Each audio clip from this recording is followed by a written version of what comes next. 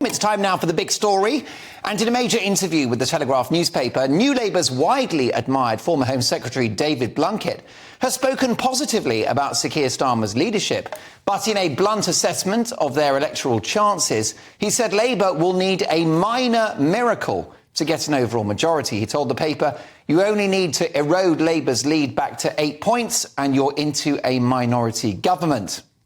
He goes on to say, "I have to keep reminding people of that because the mountain is enormous." Meanwhile, on his glorious return to the Daily Mail newspaper as a top columnist, journalist and friend of the show Quentin Letts used his first column to pour cold water over Starmer's chances in a year's time with the headline, "Sir Keir is a steaming bore, constipated as a camel, swivelling on every policy like a wonky trolley. That's why next year's election isn't the foregone conclusion the left would have you think." Well, that is the view of Quentin Letts.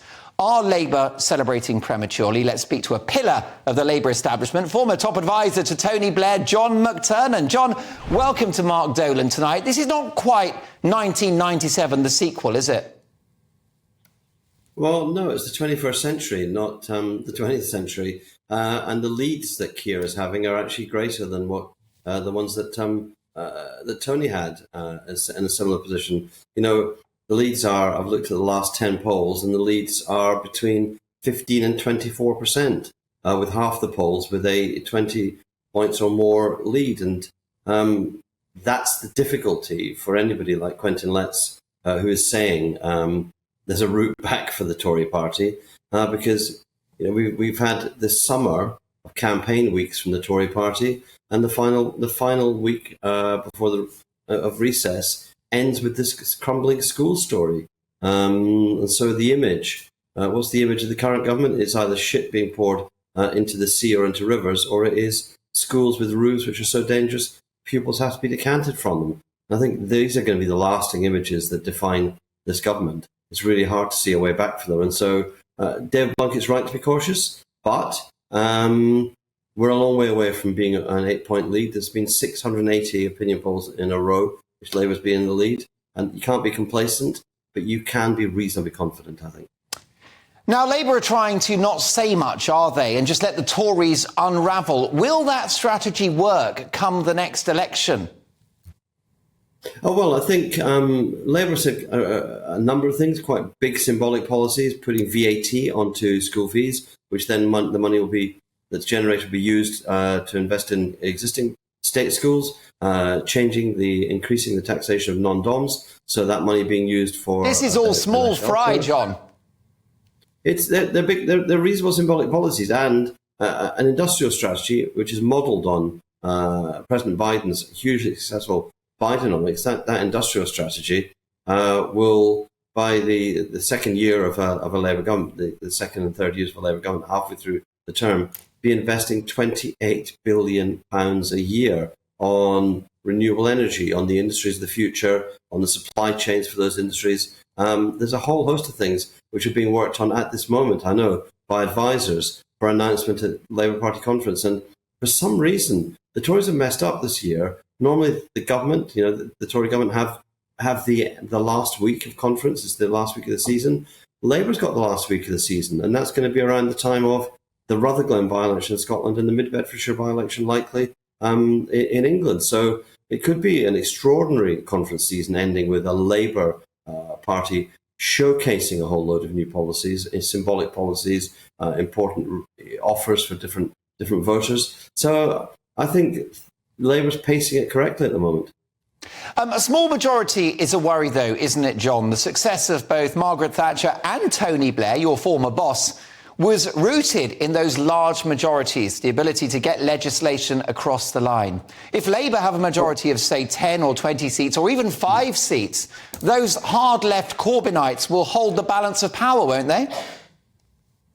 No, for a number of reasons, but the main one being the only way the Labour Party could be defeated with a small majority, or even with a minority, but the small majority, the only way to defeat the Labour Party is if the SNP, the Liberal Democrats and the Tories can all agree. And it would be death for the SNP to vote with the Tories. They've said they won't keep prop up the Tories in government. And so I think the difficulty is not getting your legislation through. And to be honest, one of the ways the Tory government have changed the system is so many powers have been reserved to ministers through secondary legislation, so-called Henry VIII powers. I think you can do pretty well most of Labour's programme simply by using secondary legislation. So I think that the Tories have made a state in which the government have a lot of influence, much more than they used to have, less scrutiny by Parliament. Labour could railroad things through if it wanted to, but I fully anticipate a much bigger, much healthier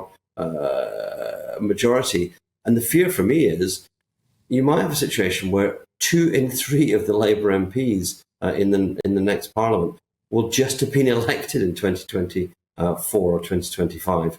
And that is something that's never happened before in UK politics. That number of new MPs in a government that's new, there'll be a lot of indiscipline there, I suspect. Now, the good news for the opposition, John, is that the Tories are a deeply tainted brand, arguably hated by millions now. But there doesn't seem to be much active enthusiasm for Labour, does there, in the way there was under Tony Blair? Have you ever met a Keir Starmer fan? Actually, I have. I was on GB News, and I came out and I got into a cab, and the cabbie said to me, "What have you been doing?" I said, "Doing GB News." And what have you been talking about? I said, "I was talking about the Iraq War." And the cabbie started going, "You know what? We've not got many politicians like Tony Blair. What do you think about him? He's a big guy, big figure." And then he went, "But you know what?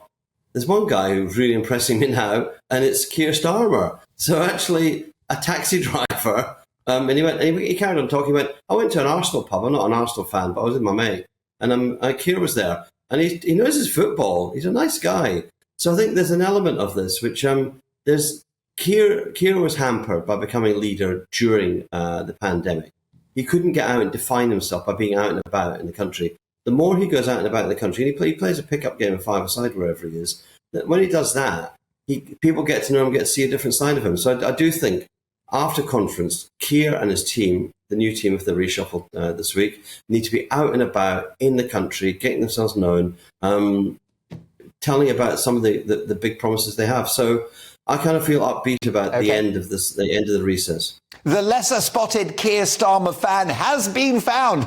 Are you that mystery man? Mark at gbnews.com. A reward for your identity. Listen, John, I'm only pulling your leg. Before you go, really quick one. You are a keen political analyst as well as top advisor formerly to Tony Blair. What is your best guess for the date and outcome of the next election? So I've been saying for a long time that it will be January 2025 because no good news is going to turn up next year. And I think that governments in office always hope something will turn up. Mm-hmm. They always hope there'll be light at the end of the tunnel. I think they'll find the light at the end of the tunnel is actually an express train, and it will be a landslide Labour majority. But it will be a very anxious country right through next year. A country anxious about all the threats to cost of living, anxious about climate crisis, anxious about a lot of things. And I think Labour will have to act responsibly, act quickly, but also have a story about why it will take a long time to rebuild after a lot of the problems. And so it's going to be quite a balancing act for a Labour government. But I think as the election will be held as late as the government can get away with it, but they will not be able to escape the wrath of the voters. In Australia, we say the voters just waiting on the verandas with their baseball bats. If you make them wait too long, they'll really give you a beating. That's a nice bit of poetry to end on. John, look forward to catching up soon. Thank you so much for your time. John McTernan there.